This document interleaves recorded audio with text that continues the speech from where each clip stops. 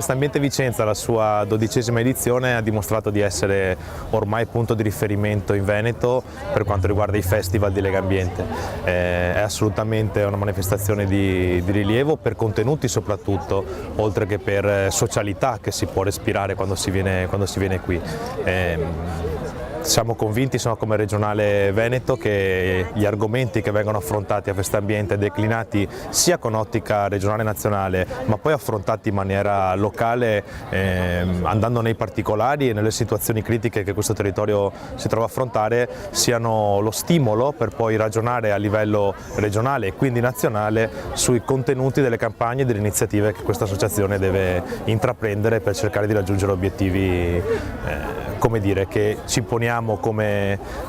orizzonte e che per raggiungere dobbiamo per forza